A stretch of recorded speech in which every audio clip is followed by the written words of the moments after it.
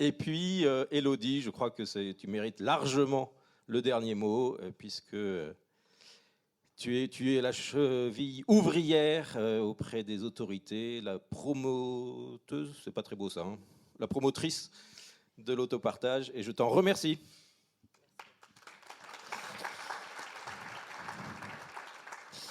Merci Jean. Alors j'ai une grosse responsabilité avec ce mot de clôture. J'ai surtout la responsabilité de faire court. Donc ne vous inquiétez pas, je ferai sobre. J'ai un train à prendre dans pas longtemps non plus. Je vais surtout reprendre vos mots dans cette clôture. Mais je vais quand même commencer avec les miens. Moi, je voudrais remercier la métropole de Lyon. Alors certes pour son accueil, mais surtout pour ce schéma directeur autopartage, qui est une grande première au niveau national et qui, à mon avis, va faire date. Il y a des événements comme ça dans la mobilité qui font qu'un sujet n'existait pas beaucoup avant et se met à exister fortement dans les médias, dans les consciences, chez les élus. Et je pense que ce schéma fera date. C'est un premier exercice de stratégie, de vision sur l'autopartage qui n'avait jamais été fait, qui pose les choses de façon à la fois très ambitieuse en termes d'objectifs et très opérationnelle. Et je pense que c'est un beau cadeau que nous a fait la métropole de Lyon à tous les acteurs de l'autopartage. On en reparlera dans quelques années, mais j'ai du nez pour ces choses-là, on en reparlera. Et puis je voudrais aussi saluer l'action de Dromolib. Marine a évoqué l'étude de préfiguration qui va se lancer sur le département de la Drôme. Et c'est pareil, ça sera un premier exercice dans un département très rural pour essayer de partager, de co-construire, de partager une vision stratégique de développement de l'autopartage pour servir la mobilité durable. Et là encore, je pense que ça pourrait faire date. En tout cas, on fera en sorte que ce soit quelque chose qui soit très suivi, très communiqué et qui soit duplicable et dupliqué.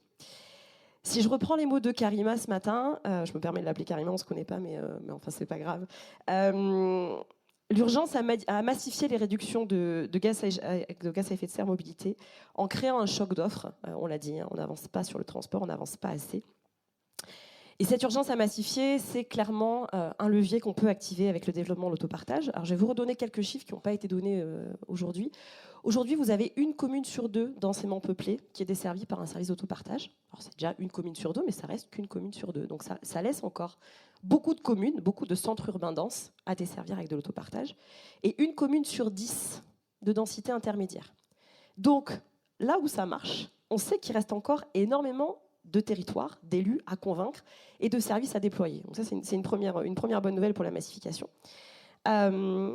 Et puis, dans ces territoires qui sont déjà desservis, on sait qu'il y a un enjeu de renforcement du maillage. On sait qu'aujourd'hui, on a des véhicules qui sont déployés. On pourrait en déployer beaucoup plus. C'est d'ailleurs le sens du schéma de la métropole de Lyon, de multiplier par 10 quasiment le nombre de véhicules déployés, je grossis un peu. Et donc, dans tous les territoires, on a ce besoin aussi de densifier le maillage. À Grenoble, a priori, il va y avoir un x2 prochainement. Donc, il y a à densifier le maillage dans les villes qui sont déjà desservies.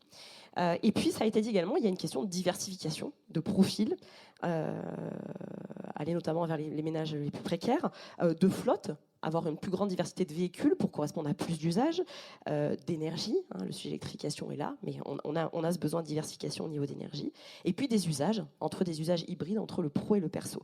Donc il y a encore un travail très fort à faire dans ces centres urbains denses pour aller chercher toujours plus de nouveaux usagers. Et puis au-delà de l'urbain dense, aujourd'hui on a eu des témoignages intéressants d'expérimentation qui fonctionnent, notamment dans les territoires peu et moyennement denses. On a des territoires où on a des choses qui se mettent en place et qui provoquent de la démotorisation, qui provoquent du report modal. Alors c'est à réfléchir dans un service de mobilité large, notamment en lien avec le sujet vélo, notamment en lien avec les gares, et on a certainement de beaux travaux devant nous sur ce sujet. Et puis il y a également de belles choses qui se passent dans les ouvertures de flotte, dans certaines grandes entreprises. On a eu la chance d'avoir le témoignage d'Orange, mais aussi des témoignages informels de plus petites entreprises qui mettent leur flotte en autopartage, à la fois pour leurs salariés, avec des impacts très forts en termes de démotorisation de leurs salariés, mais aussi dans un mode hybride, en intégrant leur flotte dans les flottes d'autres opérateurs et du coup en ouvrant l'usage de leur flotte au grand public. Et que ces flottes, c'est quand même très intéressant, c'est quand même 3 millions de véhicules qui sont disponibles, j'ai envie de dire, tout de suite pour développer l'autopartage. On est à 13 000, on va pas cibler les 3 millions, mais en tout cas, il y a de la ressource dans une logique de sobriété. Il y a des véhicules qui sont déjà là, qui circulent peu, et qu'on pourrait mobiliser si on arrive à embarquer les employeurs.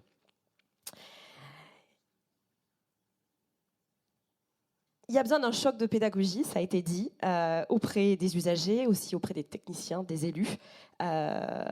Alors, je crois que la métropole de Lyon est sur le coup. Paris a annoncé qu'ils allaient travailler sur le sujet, donc c'est quand même une très bonne nouvelle. On a besoin que nos grandes métropoles soient leaders sur ce type de communication. D'ailleurs, quand les choses se passent à Lyon et à Paris, elles commencent à exister. J'ai tendance à dire que le vélo a commencé à exister quand Paris s'y est vraiment mis. Et pour l'autopartage, je pense que c'est pareil. On a besoin de ce leadership médiatique et politique de nos grandes métropoles pour que le sujet existe. J'ai entendu aussi des besoins de ressources pour communiquer, à mutualiser. Ça, c'est des choses que l'on peut faire avec vous.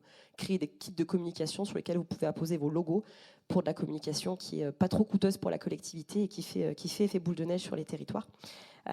Donc oui, travaillons ensemble à ce choc de pédagogie à destination de tous pour nous outiller et développer l'autopartage dans les territoires.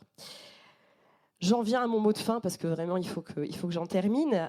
En conclusion, quand on parle de mobilité à l'heure actuelle, c'est un peu compliqué parce que on sent bien qu'on a beaucoup à faire sur le temps court et donc on est sur des questions de contraintes, de restrictions. On est sur le terme sobriété qui s'est refait un peu une jeunesse avec la guerre en Ukraine, mais qui jusqu'à présent était un tabou. On n'avait pas le droit de parler sobriété jusqu'à récemment, politiquement, c'était pas défendable. Bon, la sobriété, c'est en train de revenir. Et ce qui est intéressant avec l'autopartage, c'est que finalement, on est sur une solution. On est sur une solution de sobriété choisie. Presque de sobriété heureuse. On avait des promoteurs immobiliers qui nous disaient tout à l'heure, l'autopartage, finalement, c'est répondre aux besoins de mobilité mieux que la voiture. Finalement, l'autopartage, ça fait mieux que la voiture. Et ça, c'est quand même assez nouveau. On n'a jamais rien fait d'aussi bien que la voiture, tout le monde vous le dira. Donc l'autopartage, finalement, c'est comment avec un service qui est un levier formidable de sobriété à plein niveau, on arrive à faire mieux que la voiture. L'autopartage, c'est aussi un levier pour rendre plus acceptable et plus inclusif les grands chamboulements que l'on vit actuellement sur le sujet mobilité. Les ZFE, compliqués mais indispensables pour notre santé. La redistribution de l'espace public. Là encore, compliqué mais indispensable pour redonner sa juste place à la voiture et pour pouvoir adapter nos villes. On ne le dira jamais assez, la végétalisation de nos villes, c'est un enjeu majeur. Ça ne pourra pas se faire sans reprendre massivement de la place à la voiture. Et l'autopartage, c'est un levier pour rendre ça acceptable et pour rendre ça inclusif. Électrification, c'est aussi un des grands chamboulements qui nous attend. À très court terme, finalement, ça va aller très vite. Et l'autopartage, c'est encore un levier pour pouvoir tester, pour pouvoir essayer, pour donner à l'humain l'occasion de s'inscrire dans cette évolution qui va très vite. Voilà, j'en conclurai pour vous dire que oui, on aime la bagnole tant partagée et tant mieux, puisque 2024, je l'ai appris aujourd'hui, c'est l'année où l'autopartage devient mainstream. Et c'est pas moi qui le dis, c'est le ministère des Transports, donc je pense qu'on peut leur faire confiance.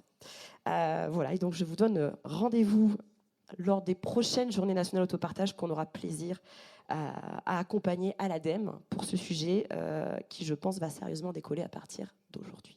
Merci à tous.